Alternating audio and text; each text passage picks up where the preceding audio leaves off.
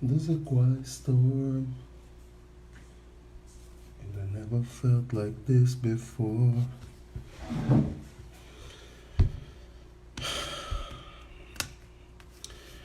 Boa noite ou bom dia. Maria, estás aí, Maria, acordada uma hora dessa?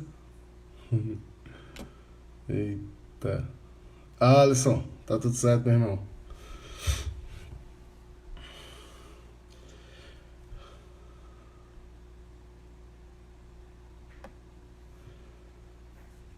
Então, pessoal, hoje a gente vai ter uma conversinha com o Júnior Black a respeito do Bacurau, né? Uma obra do nosso cinema, né? Que é, no mínimo, grandiosa, né? No mínimo, grandiosa, marca uma etapa importante do cinema brasileiro,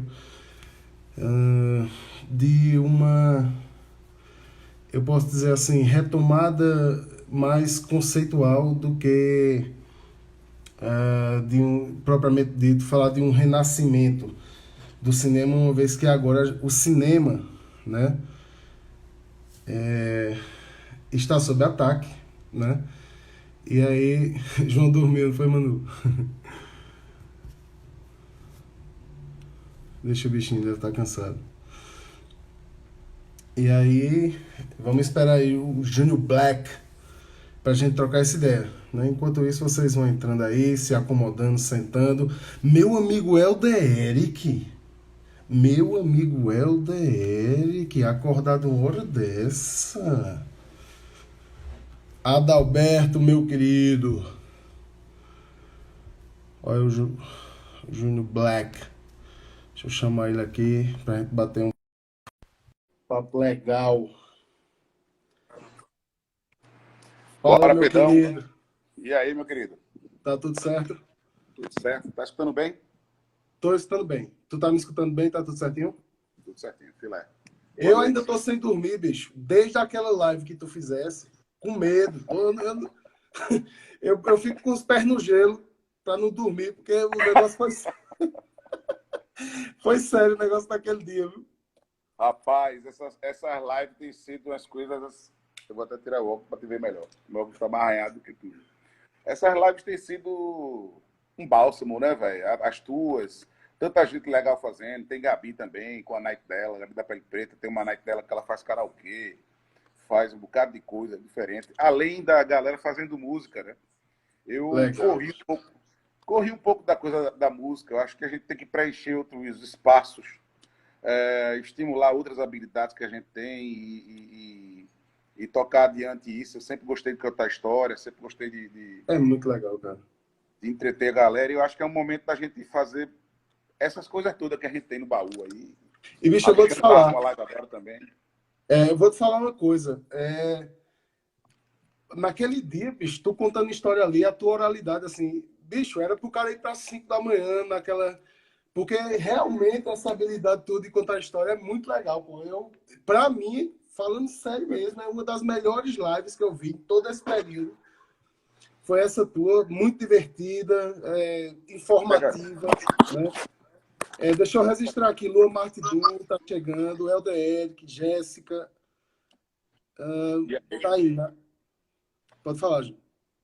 Não vai falando, vá. Fala com a galera. Tem uma Então, galera eu chegando. registrando aqui o pessoal, Adalberto, Opa! Adalberto é do grupo do Lobisomem, que fica até de manhã acordado também, igual a gente. É corre bicha do Alberto, pô. Corre Eu bicho, corre bicho. espero lá na live que ela corre bicho. Eita, resenha. Júnior, então, bicho, eu queria lhe agradecer por aceitar meu convite.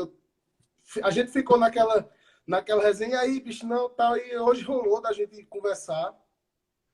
Eu acho que isso também faz parte, né? O diálogo e a gente mostrar para as pessoas que conversar é uma arte, que conversar é um momento de aprendizado, né, para ambas as pessoas no diálogo e para as pessoas que estão participando, assistindo, né? E assim, a gente vamos falar de quê, bicho? Vamos falar de um assunto que eu acho que é central, que é Bacurau, né? Sim, pensei. Eu queria dizer, Pedro, também antes que, bicho, eu já lhe acompanho há um tempo, desde que a gente se conheceu, acho que foi uns SIGs atrás. Eu acho você um cara genial também. Me sinto agradecido, me sinto honrado, grato por estar aqui na sua live. Eu vejo Obrigado. seus vídeos, a sua maneira de lidar com temas bem importantes, né, para a nossa humanidade, para nosso conhecimento próprio, nosso autoconhecimento, né? Temas filosóficos, abrangentes, holísticos. Você transmite isso de uma maneira muito eficiente, muito clara, reta, objetiva, Obrigado, cara. arestas. E eu digo sem medo de errar, que se a gente tivesse professores feito você, mais professores, a gente com certeza não teria uma sociedade como essa que a gente vive, Cara, que basicamente estamos vivendo por conta de princípios filosóficos mesmo, do pensar, né, do pensamento. Falta desses princípios, falta dessas bases, é uma briga eterna. A gente sempre espera que a gente vai estudar filosofia na escola. Meu filho tem 10 anos, eu tenho um filho de 10 anos, ele está na 5ª série e ele entrou numa escola nova agora, que eu sempre amei aqui no Recife, chamada Escola Parque. Ele tem uma matéria de filosofia. Eu levo legal. porque é isso, né, cara? É difícil, né? Não, se não for para pensar, bicho, a gente subverte a própria natureza humana. A nossa natureza, e eu estou falando em termos de nossa natureza, mas que fique um pouco mais aberto esse conceito, a nossa capacidade é de pensar. E parece que a gente não tem se dado ao trabalho. Não por falta de coragem. Kant fala que existe uma falta de coragem, né, e uma covardia do ser humano de querer pensar, de sair da menoridade para uma maioridade. Você pode ser um de menor, qualquer que seja a sua idade, uma vez que você não se propõe a pensar pelos seus próprios princípios, não se propõe a usar a sua racionalidade, você vai ser um eterno de menor. E a gente, Júnior, acho que com a arte, né, na filosofia, na história, a gente faz esse esforço na educação de puxar as pessoas e dizer, pessoal, vamos refletir, vamos pensar, vamos estudar, né, vamos colocar essa cabeça para funcionar. Exato. Eu sou muito preocupado, eu fico muito preocupado com essa nosso status quo, né? Em relação à educação, essas coisas loucas de escola sem partido, essas viagens aí dos poderosos, que parece que quanto mais condição a pessoa tem de estudar, menos ela estuda. Isso parece que virou uma regra, né? Virou uma coisa assim. É batata, né? É batata. A maioria dos caras que vem aí para ignorar, a maioria dos caras que aparecem no noticiário hoje em dia, que vem para relativizar as leis, né? Evidenciar o crime, exaltar a falta de conduta, a contravenção, a grande maioria desses caras tiveram condição de estudar e de apreender, de absorver os ensinamentos, ter bons estudos, se dedicar aos estudos, né? Se tornar uma pessoa com um pensamento mais amplo, mais abrangente, mais tolerante ao diferente. E parece que não. Parece que a regra é o cara, quanto mais dinheiro ganha, mais burro fica. E é uma coisa terrível. E a arte é isso. A arte que é manhinha avó, né, da transmissão de saber, da cultura, né? Essa coisa ancestral de ensinar, de observar o relâmpago cair no chão e gerar um fogo e os caras dominarem aquele fogo e a partir dali criarem condições para pensar um pouco mais, folgar um pouco mais, criar instrumentos, pintura rupestre e tal, parará. Essa transmissão de saber que é a cultura, né? E Júnior, tu falou aí, né? Quanto mais os caras têm, mais. Lembrei de Belchior que diz, né? Quanto mais eu junto, diminui o meu amor, né? Quanto mais dinheiro o cara tem, diminui o meu amor, né? E isso é foda, bicho. Eu tava pensando, né, em Bacurau, assim, desde que você aceitou o convite aqui para conversar com a gente, e eu fui pesquisar na minha memória, assim, o momento que eu tive contato com o Bacurau foi em Recife, né? Fui assistir lá no Shopping Rio Mar, o que é, assim, surpreendente, porque não é um espaço, não é uma casa que vai abrir espaço para o cinema brasileiro, ou eu não, por não ser de Recife, não tive essa experiência de chegar lá e ter sempre um filme nacional em cartaz, né? O fato é que Bacurau ele provoca um buraco na coisa normal, né? No andamento normal do cinema, sobretudo nos tempos de agora, que o cinema está sob ataque. Não é uma questão de cortar, Porque é uma questão, Júnior, quando uma política pública, ela, por falta de eficiência, ela não funciona e ela prejudica. A questão que a gente vê agora, e aí eu queria que você discorresse um pouquinho sobre isso, é que a Ancine, né, o cinema nacional, que é gerador de emprego, que é uma indústria, né, ela está sob ataque. Não é ineficiência, é uma eficiência para acabar com o cinema. Como é que tu percebe isso, bicho? Dessa maneira também, Pedrão, o atual mandatário, né, o plano de governo dele está seguido magnificamente, né? Está sendo o que eles se proporam a fazer, está sendo feito à risca. Eles têm uma cartilha e os caras não vacilam, é só bola dentro, entendeu? E dentro, claro, obviamente, com uma conivência do próprio Estado, né? O que é mais assustador, assim, né? A gente tem a impressão de que as pessoas não estão se ligando que os agentes públicos que permitiram, né,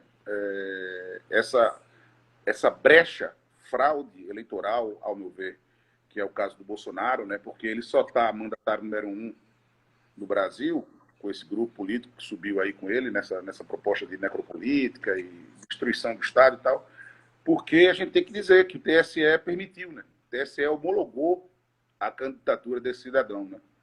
E o artigo 222 do Código Eleitoral Nacional, ele é enfático. Você faz uma leitura dele e você entende as razões pelas quais esse cara jamais poderia ter sua candidatura homologada por qualquer tribunal, mesmo de primeira instância, com respeito a todos os tribunais, né? Imagine-se o Tribunal Superior Eleitoral. Não era para esse cara ter entrado na disputa.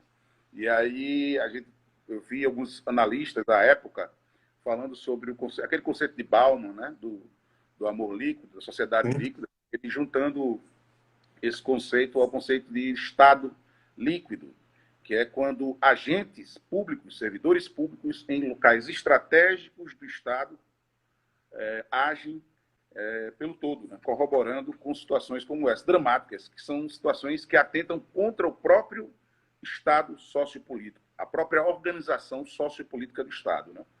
E é incongruente, porque os caras ficam detonando a universidade, detonando o SUS, né? Mas na primeira queda de moto, na primeira batida de carro, procura logo um posto de saúde, né, para cuidar do seu trauma. E os filhinhos, todos deles, fazem medicina na Federal, fazem direito na Federal. Então é um negócio assim, absurdo, é uma coisa incongruente. E o que eu vejo é que já foi. Esse plano de destruição da Ancine já foi. Já se consolidou, né? Ele, dentre outras coisas inconsequentes, impensáveis, o presidente extinguiu, por exemplo, no dia 1 de janeiro, ele extinguiu o Ministério do Trabalho, uma canetada, entendeu? Isso aí, para mim, foi o primeiro grande... Foi um aviso, assim, absurdo do que nós viríamos a ter. E hoje a gente tem uma Secretaria de Cultura, né, cuja representante máxima, que é a ex-atriz saudosa Regina Duarte, né? Essas pessoas todas que embarcaram nessa aí, até hoje não se pronunciou, enfim, não tem o que fazer, né? Ele desde o começo disse que não entende cultura, não gosta de arte, ou que a arte tem que passar por um crivo que seria o dele. Que não é dele, né? Que ele não tem, eu acho que nem condição, sei lá, Pois é. cognitiva Agora, de avaliar, né? é difícil. A Ancine, cara, entrou num processo de desmonte mesmo, de reprogramação para se poder manter de pé essa narrativa do Bolsonaro e de seus anunciantes, né, de seus donos. A gente tem que lembrar, sempre eu disse isso num podcast chamado Baião de Dois, de um amigo chamado Gil Luiz Mendes e uma rapaziada lá em São Paulo, pernambucano, que fala sobre cultura, futebol nordestino em São Paulo.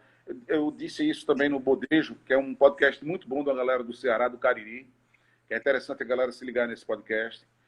Políticos, a maioria dos políticos, normalmente, políticos são bonecos.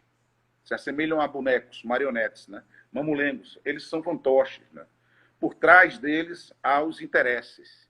Há grandes anunciantes, grandes empreendedores de um plano econômico, socioeconômico.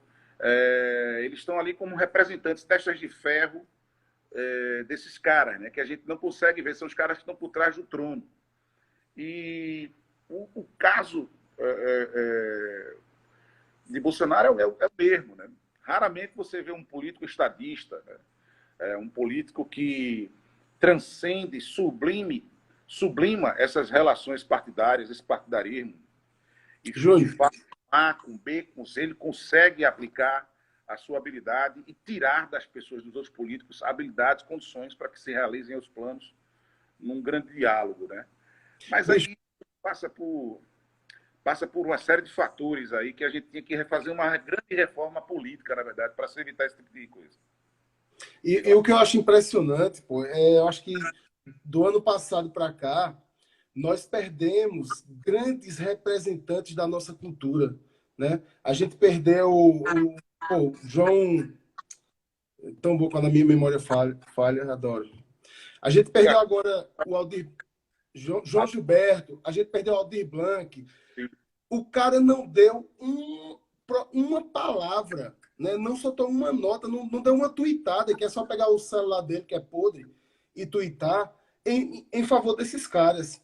E aí eu lembro, e para você ver o quanto é esdrúxulo, né? O quanto é bizarro, ele soltou uma nota repudiando porque incendiaram a estátua da Havan, que é a estátua da liberdade. E aí morrem grandes vultos da nossa história cultural e o cara não fala nada. Pô. Então, isso eu acho que é só um lampejo, né, do grande plano, porque eu acho que um dos elementos mais poderosos desse plano de destruição é a destruição da educação e cultura. Como é que tu vê essa... Não, com certeza, com certeza. Isso aí é antigo, né?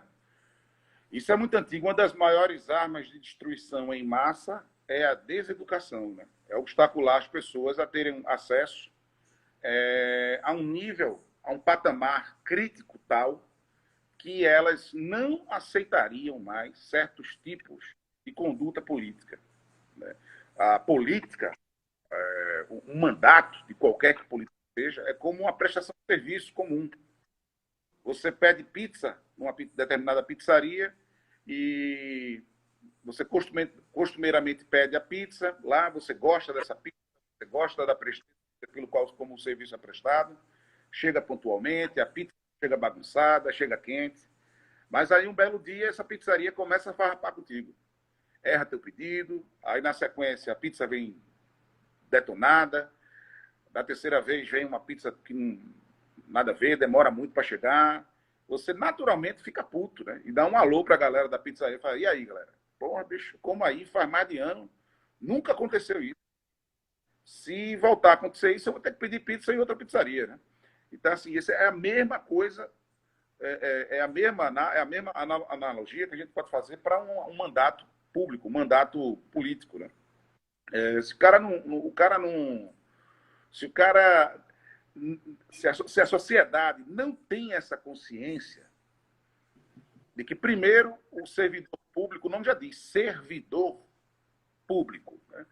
Primeiro, as pessoas, enquanto forem educadas a olharem para um político de qualquer esfera, um vereador a um senador, ao presidente, a um agente de polícia, e baixar a cabeça e botar muito para um tratamento na frente, Vossa Excelência, Vossa Excelentíssimo, egrégio, não sei o quê, cabeça de não sei o quê. Então, isso gera um distanciamento entre as pessoas, quando, na verdade, as pessoas deviam falar para com seu vereador, para com seu deputado estadual, com seu prefeito, olho no olho, voz firme e dando ordem. Sugerindo Claro. ordem. Eles trabalham para a gente, né? Empregados. Esses caras são empregados seus, meus, de todo mundo que está aqui dentro. São empregados no literal sentido. Eles estão lá através da força do voto popular para cumprir o que foi determinado do plano de governo deles, e que foi absorvido, assimilado pela maioria e que levou aquele mandato. Mas a gente tem esse processo, né, de deseducação, as pessoas não entendem, né? É feito também de uma maneira para que a gente não se estimule mais a falar e caia nessa esparrela de todo político é ladrão, todo político é safado, não vota nesse porra não adianta votar não. Entendeu? Bem, tá aí o caso. mais uma vez, a gente vai vendo, né, que para poder, pelo menos, chegar naquela premissa de que o voto não deveria ser obrigatório, não sei o quê, não sei o quê. Ok, eu também acho que o voto não deveria ser obrigatório, mas num outro panorama societário. E educacional, né? E educacional, exatamente. Quando eu falo em sociedade, bicho, vem isso, né? Tá atrelado nessa educação, porque eu lembro que o Afonso aqui da Federal, eu esqueci o sobrenome dele, me dando uma palestra certa vez numa versagem, ele falando sobre a utopia das cidades, né? A utopia das cidades, né? E tem um texto em Filosofia do Direito que trata a justiça também como a lei como a tábua dos medíocres, né? Porque você tem que contestar, você dirimir uma situação de contenda interpessoal na barra da justiça é sinal de total incapacidade de diálogo, de dialética, de poder entender o que está acontecendo, perdoar, ou não perdoar. Então, as cidades são grandes utopias e as leis foram criadas para que as pessoas pudessem conviver harmoniosamente, segui-las. Esse ordenamento normativo, socionormativo, que é o direito, foi criado a partir das primeiras cidades, né? Desde as cidades, na verdade, nasceram, segundo o professor Afonso, na palestra, do ajuntamento dos mortos, né? Necrópolis. As pessoas pararam de ser nômades, mas começaram a se fixar em determinado lugar.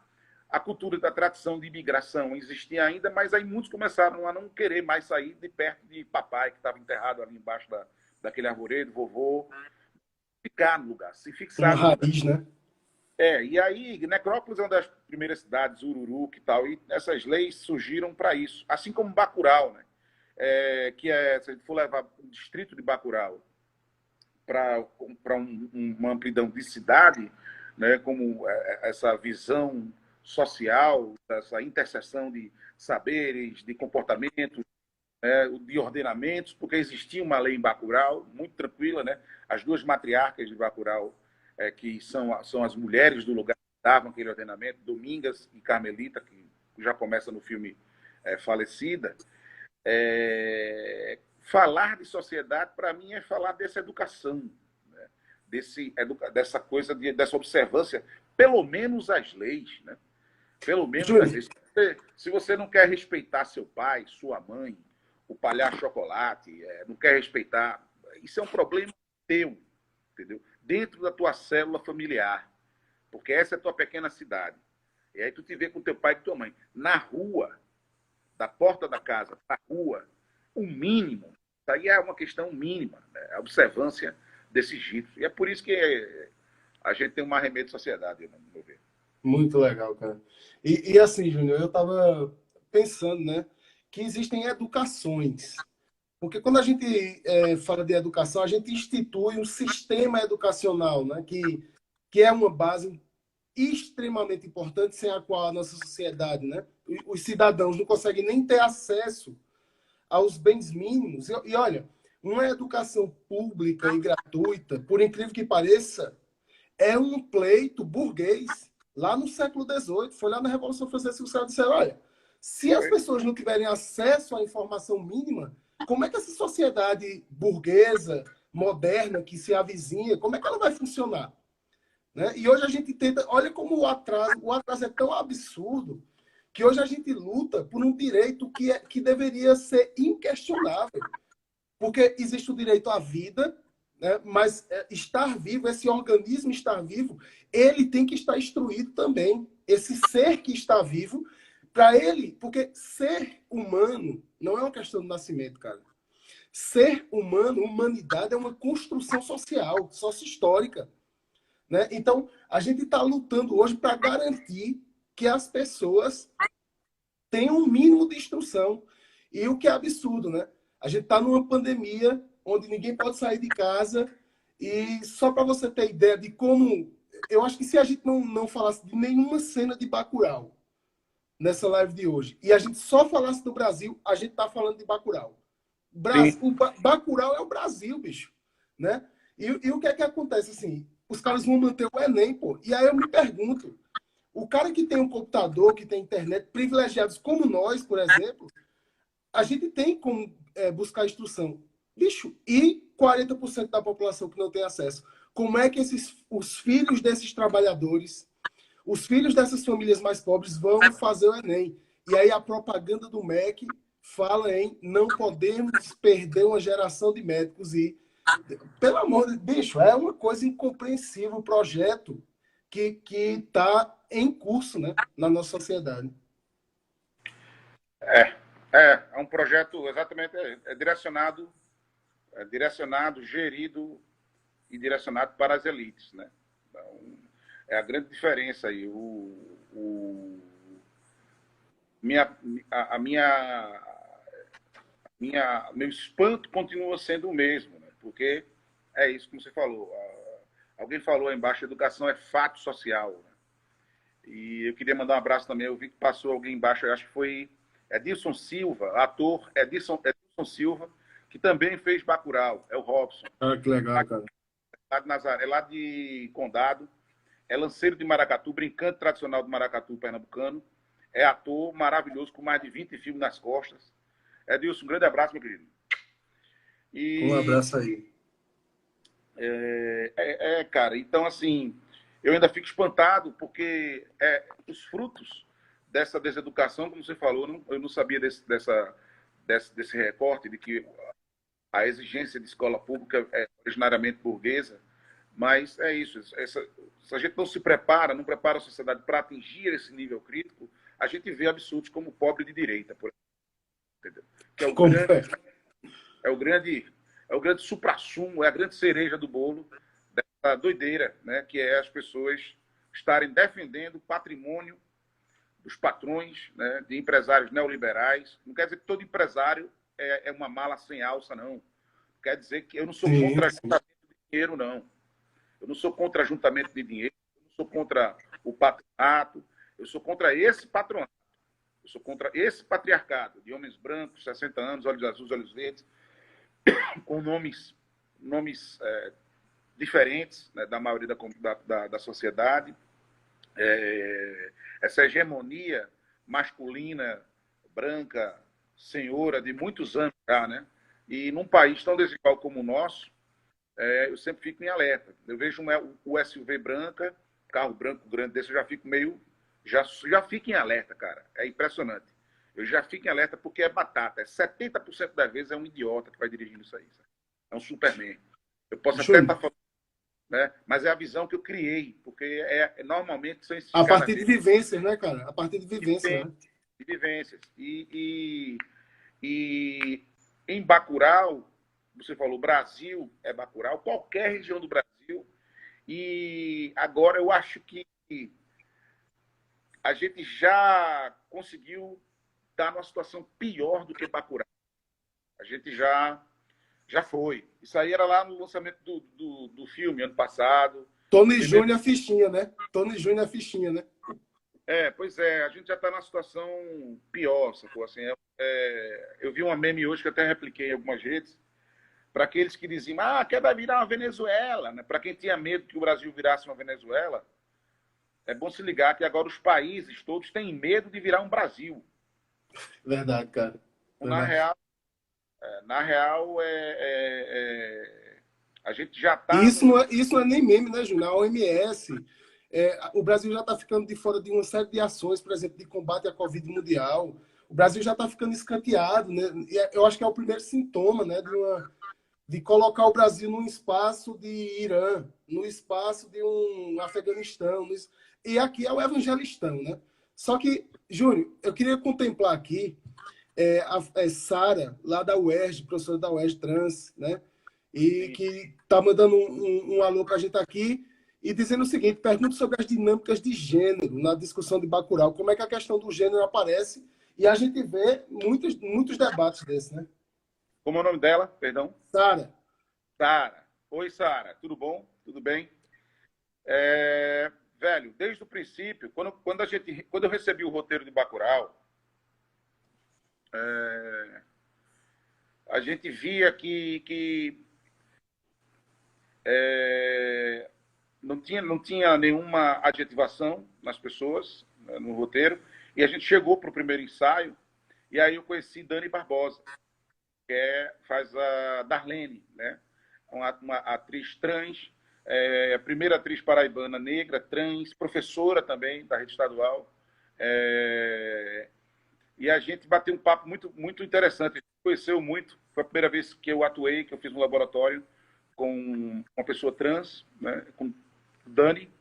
E já via ali, né, que nas primeiras conversas, nas primeiras instruções, porque a gente precisou de 3 dias para deglutir o roteiro, porque assim, eu recebi o roteiro numa sexta e o primeiro ensaio era na segunda e eu não consegui mais dormir, nem no sábado, nem no domingo. Eu passei muito mal mesmo. Eu fiquei muito. Eu recebi o roteiro inteiro, não recebi só a minha parte. E Pesado. quando a gente. Isso foi unânime. As pessoas. A gente chegou, foi se conhecendo e já começamos a ter uma necessidade inerente de falar, de se abraçar e de se integrar enquanto aquela comunidade de Bacurau realmente horizontalmente, totalmente horizontalmente, sem nenhuma aresta ou sem nenhum tipo mínimo de preconceito ou dificuldade em atestar uma diferença somente, ou de assumir pessoa X, pessoa A, pessoa B, porque estávamos dentro de uma comunidade que estava sendo atacada, pesadamente atacada, e que precisava de cada um, junto e unido para sair daquele lugar. E até antes disso, assim, quando a gente começou os laboratórios, foi nos passado muitas coisas, né? Dos backgrounds das personagens, do lugar. Os exercícios que nós fizemos foram também direcionados para a gente dirimir qualquer tipo de interseção entre as pessoas. A gente trabalhou, a gente fez um trabalho de olhar, né? Eu lembro que com um trabalho belíssimo da professora, da mestra Amanda Gabriel, no primeiro momento, e logo depois, em seguida, quem assumiu as aulas foi o Leonardo Laca.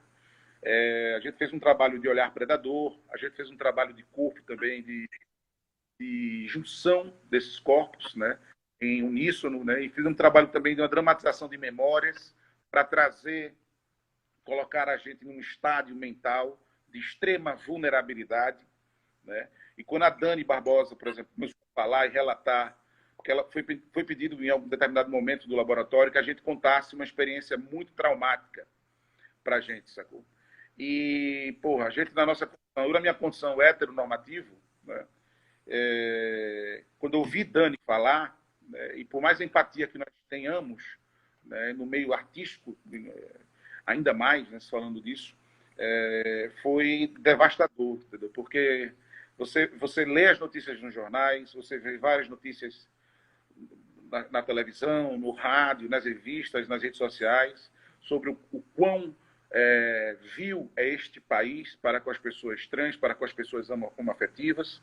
E no laboratório já levou um murro muito forte no nosso corpo, no nosso perispírito de ator, né? no ânimos do ator, né? E a gente ali, cara, a gente seguiu, eu queria dizer que esse questionamento de Sara, essa pergunta de Sara, ela é uma pergunta que a gente deve se fazer todos os dias. Sabe? A gente deve todos os dias procurar entender a fundo os nossos preconceitos, os nossos medos, né, interiores, o que é, tentar dirimir essa aversão ao diferente, ao novo, né, ao que não nos é peculiar. Eu sou uma pessoa que entendo um pouco das terminologias, até hoje eu erro um pouco das terminologias, mas é muito mais também eu sei que é um anseio meu de querer muito que essas terminologias acabem um dia, porque hoje eu sei que elas existem, porque ainda é preciso que elas existam, né? Mas lá no Bacurau, quando a gente levou adiante toda a proposta da interpretação e ficaram definidos os personagens, ninguém mais tinha. Sexo era uma coisa que orientação, ou sexo, ou referência humana era uma coisa que já tinha sido dirimida. E Bacurau lidava muito bem com isso. É aquilo que vocês viram na tela. Você tem casais homoafetivos, você tem trans, você tem negro, você tem preta, você tem cara gordo, você tem mulher gorda, você tem velhos, você tem crianças, você tá todo mundo ali trabalhando junto, ninguém tá nem aí para a tua vida, velho. Ninguém quer nem saber o que é que você faz na hora de prazer, na hora de fechar a porta do quarto. É uma questão tua. Vai ser feliz e vamos nessa Massa. aí. Muito legal. É, Júnior, e aí eu voltar aqui à minha experiência, né? Com o Bacurau, de ter visto o filme, eu lembro um momento muito peculiar e muito sutil do filme. O filme não tem tanta, não vou dizer assim, não é um filme que você vai ver sutilezas, porque é para nos mostrar realmente essa violência que é nossa, né? Que é minha, que é sua, que é desse país. Mas é a lista de mortos no final, que eu não vou comentar aqui, porque ainda pode ter gente que não viu, mas, bicho, aquilo me deixou sem ar, né? Sem ar. você E percebeu, você percebeu aquilo de primeira, assim. de primeira, de Massa. primeira. Eu tava em pé, bicho, assim, olhando e ouvindo, né? E aqueles nomes que aparecem ali, cara, eu saí do cinema, assim, pirado com Bacurau, pensando muito, tentando achar uma chave de leitura. Eu sempre, quando vejo um filme ou estou ouvindo uma música, um disco, eu fico procurando chaves históricas e filosóficas para compreender a obra. Talvez me ajuda, sabe? De uma maneira racional, embora aquilo é muito sentimento e é sentimento. Mas aí depois eu fiquei lembrando de um termo de um pensador africano, o Achille Mbembe, né? Que é a necropolítica. Que a gente chega num momento agora que o neoliberalismo está tão em crise, cara. Está tão em crise essa loucura toda. E agora eu acho que a Covid matou o neoliberalismo. Né? Os rebatimentos disso a gente só vai saber depois. Mas eu só para começar a colocar esse argumento. Vamos pensar se o Brasil hoje só tivesse hospital privado.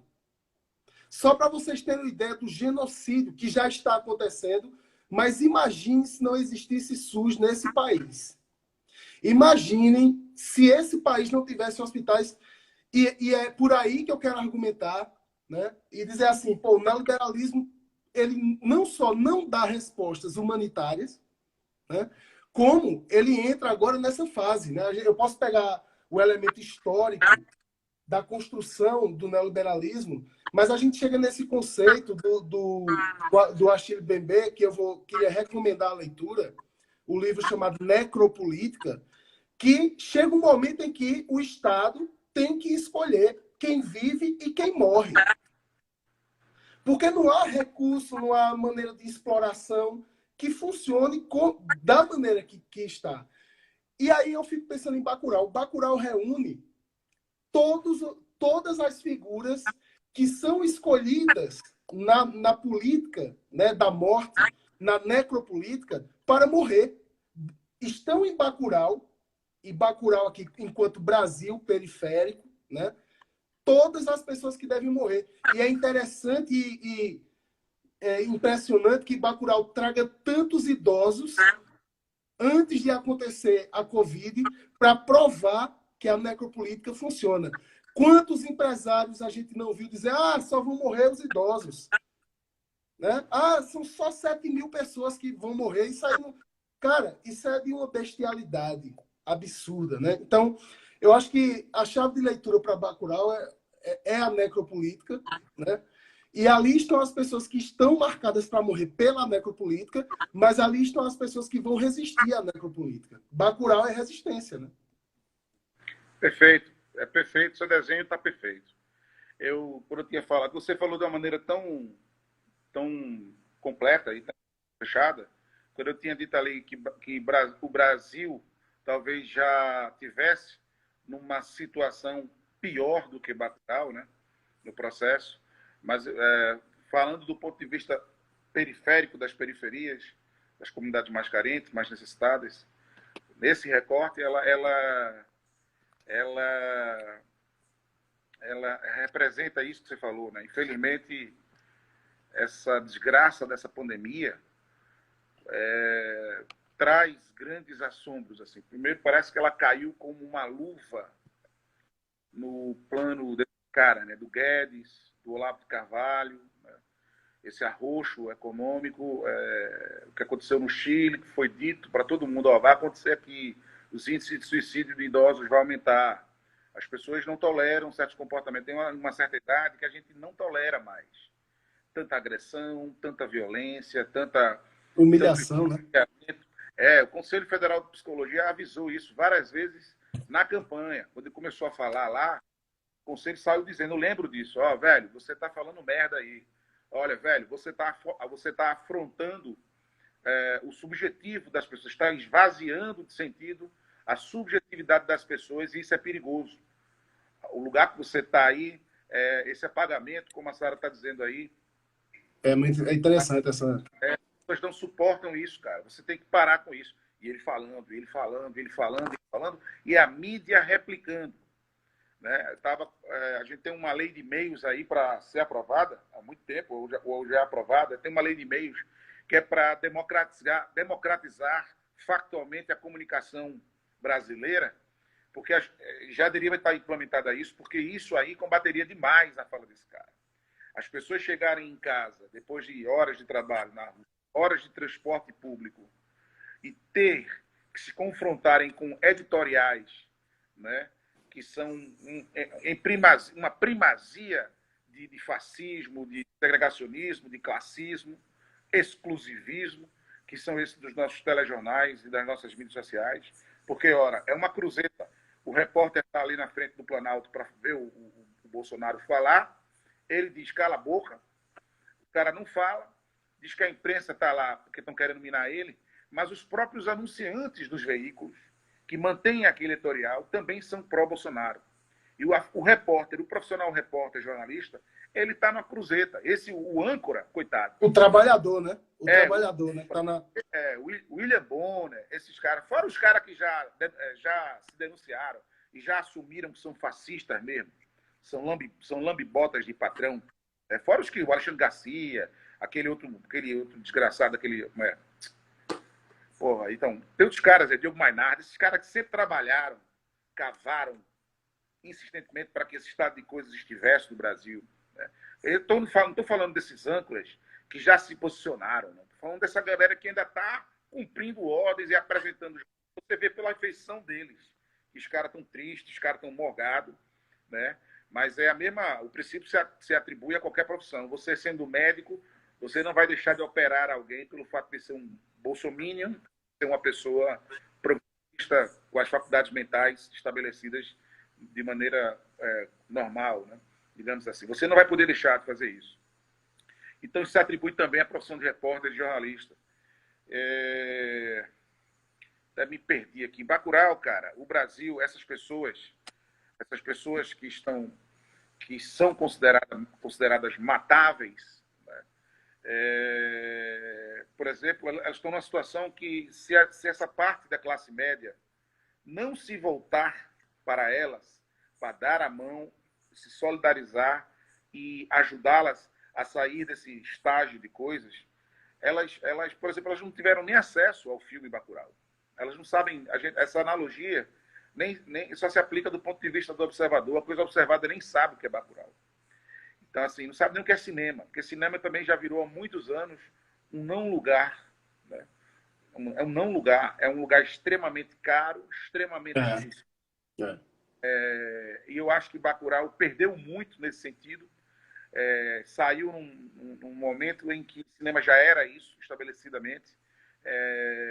Se você vai para um cinema sozinho, você vai com R$50, determinado shopping aí, você já está liso.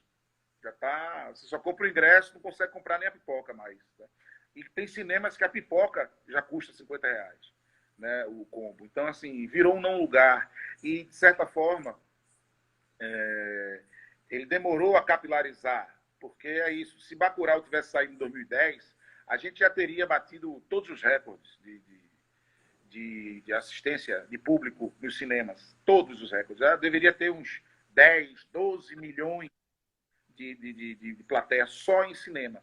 Agora ele está nessa segunda onda, né, de divulgação nas TVs fechadas, Telecine, Canal Brasil. Júnior. E também ainda é um reduto, até chegar na TV aberta, né, muita coisa pode ter espaço. Né? Júnior, tu esteve em Cannes, né, se não me engano. Eu lembro de acompanhar no teu... E como é que tu sentiu Bacurau, o cara de fora, né? O europeu? olhando para Bacurau? Rapaz, eu fiquei muito poucos dias lá, né? Inclusive, vai fazer Bacurau, dia 15 faz um ano desse evento. Kleber e Juliano fizeram um trabalho que, primeiro, comunica em qualquer lugar do mundo.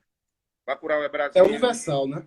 universal, né? Bacurau é Laos, Bacurau é a Síria, Bacurau é a Palestina, Bacurau é aqui a Bolívia, a Venezuela, Equador.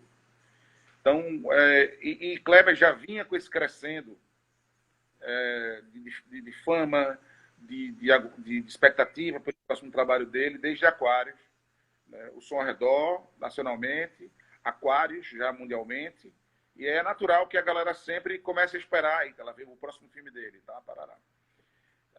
Alguém tinha feito também uma analogia, assim, né? Porque é uma construção, né? O Som ao Redor, Kleber estava falando do crescimento da classe média, né? Dos novos, desse inchaço na classe média e essa questão da convivência entre as pessoas, os problemas mundanos. Em Aquários, Kleber já vai falar dessa questão do que é considerado como obsoleto, o que é velho, né? O que é novo, né? Urbanismo. Já estava estourado aquele Ocupa Estelita. Ele tem um tempo de bola muito bom, velho. Ele tem um tempo de bola muito bom. Ao redor, aquele sonho vívido que a gente viveu, né? 2012, era fim do primeiro mandato de Dilma, né? Fim do mandato de Lula, a gente numa nice, numa boa, né? E bem melhor do que agora, com suas dificuldades, mas muito melhor do que a gente vive agora nessa sociedade. Em Aquários, ele bate nessa questão da obsolescência, do que é velho, do que é descartável, do urbano, né? E ele aumenta um pouco o tom ali, né? Coloca a Sônia como uma protagonista, uma mulher que lida com essas questões de um bocado de homem, inclusive o irmão dela na família, todo mundo vendo apartamento, não sei o que, isso aí é velho, não sei o que, parará, tarará, e ela bate o pé e finca os pés nessa razão dela de ter o direito, a liberdade de ter a vontade dela assumida e respeitada. E quando chega em Bacurau, Kleber chuta a porta com a porra. Ele dá um chute, ele vem querendo gritar, e em Bacurau ele dá um chute, dá uma voadora de 10 pernas aí. Né? E é um filme sobre memória também, sobre registro muito grande, além de organização social. Então, lá na Europa, eu vi, lá em Cannes, na sessão, que foi uma sessão, diga-se de passagem, muito sensorial, né? Eu estava abismado com tudo. Então, muitas coisas do filme eu não consegui absorver. Eu estava vendo tudo. Eu estava vendo o Cannes, eu estava vendo os meus vizinhos, as pessoas nos assentos, os detalhes do teatro, o som pela primeira vez. Eu não tinha entendido o ritmo do filme, eu não tinha conseguido absorver a música do filme diretamente. Estava vendo o filme pela primeira vez, inclusive. Cara, na cena, eu não sei se tem alguém aqui que não viu, mas aquela cena do filme, que é a grande virada de chave, né, que é a atriz, que o ator mineiro Carlos Francisco está na sua casinha lá e faz aquele que faz com o rapaz. Sim. Né? Ali, cara, eu vi a plateia dar um urro de prazer, um urro animado. Que foda, velho. Que foda. Que foi foda e foi bem assustador, porque a gente estava prioritariamente, assim, a gente já vinha de algumas mortes no filme, lamentáveis, as pessoas sofrendo. Eu tive quase uma crise nervosa, porque eu não tinha visto o filme montado. É muito forte. Bacurau apanha muito, né? Até reagir, apanha muito, cara. Esfrega a cara no chão, assim. E quando rolou aquela cena, eu vi aquelas pessoas brancas e tal, parará. A plateia quase que inteira fez um ufa, sabe? E depois eu refleti sobre isso um pouco. Aquela galera teve 2 guerras mundiais, né? Duas guerras mundiais, né? Eles viram, eles... Invasões, né? A ideia da invasão. Exato. 2 guerras mundiais, onde vizinhos trucidaram vizinhos, né? Povos muito próximos trucidaram, partindo para a barbárie completa e absoluta. Cidades arrasadas, gerações inteiras, mais de 6 milhões de mortos. violentamente, né? A banalidade do mal, né? É, De Ronald. Banalizou o mal, né? banalizou-se o mal, houve uma disruptura da natureza humana por gerações, né? Geração de pessoas traumatizadas, uma disruptura espiritual também, porque esses tipos de morte levam precisam de muitos anos de uma reenergização harmoniosa nesses lugares, para que haja um equilíbrio, inclusive do ponto de vista espiritual, porque essa energia do massacre, da morte advinda do massacre, etc., o lugar também fica estigmatizado. Me permita também adentrar, porque é uma crença que eu tenho, que é respaldada por muitas pessoas. Eu fui kardecista há 4 anos, hoje eu não pratico mais o kardecismo, mas aquilo que aconteceu na Europa, aqueles 2 eventos, esses eventos dessas grandes hecatombes, os lugares também ficam estigmatizados e imantados com uma energia que se leva muitos anos, décadas para se dissipar. Isso é um equilíbrio. E lá ocorreram 2 guerras com intervalos muito próximos. As pessoas não tiveram nem tempo de aprender e de absorver tudo aquilo que elas perceberam, que seus pais perceberam, a quantidade de crianças órfãs que se tiveram que adentrar a vida afora, sem mestres, sem professores, cidades que foram completamente destruídas. Então, para essa Europa que existe hoje, né, que vige hoje como centro comercial, tecnológico, social, filosófico do mundo, muitas pessoas que residem lá, que moram lá, têm idade que passaram por esses episódios, né? Ainda estão vivas e ainda vivem lá. E transmitiram esses saberes, esses traumas, essas experiências, esses relatos aos mais jovens, né? E fora as pessoas físicas, pessoas jurídicas que foram construídas pós-guerra para estabelecerem os ditames da paz, ainda permanecem trabalhando e orientando as pessoas para o perigo disso que aconteceu em Bacurau. E esse, para mim, foi um absurdo. Foi tudo lindo, tudo maravilhoso, mas o grande registro foi esse, da gente ver um filme em E é que... forte, bicho, a turma, né? A reação, quer dizer, que é a catarse, né? O pessoal entra realmente, como eu entrei também, eu acho que o público que estava assistindo no dia que eu fui, entrou nessa catarse, sentiu aquilo ali, só que eu acho que o cara que sente na pele certos elementos que estão ali, né? Filmes que estão passando ali, que ele se vê, porque Bacurau também é um espelho, né? É um espelho e muita gente se vê. Sara está dizendo aqui que assistiu, apresentou Bacurau para 2.000 pessoas e assistiu e apresentou 23 vezes o filme. Que Então, coisa, sabe? imagina a cara. Seria até interessante, Sara, depois adiciona aí o Júnior para trocar uma ideia, porque isso é uma experiência interessante, né? Um relato bem interessante em relação ao filme. E, Júnior, tá faltando Como é que 5 minutos. Sara deve ter aplicado por força da profissão, né? É, Por força eu da acho que sim. profissão. É um filme muito pesado, não dá para você... assim, você, claro que a cada releitura você vai lavando, né? Mas, velho, Mas é pesado, cara. eu assisti mais de 13 vezes o filme.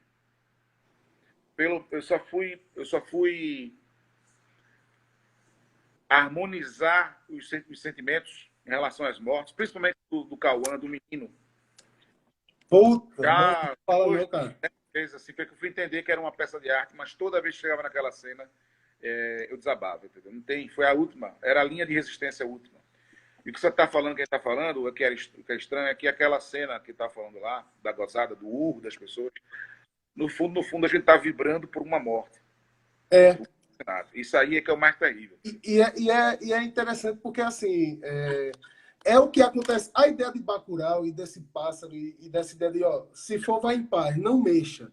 Porque essa violência está latente. E quando você é subalternizado, quando você é colonizado, essa violência está latente.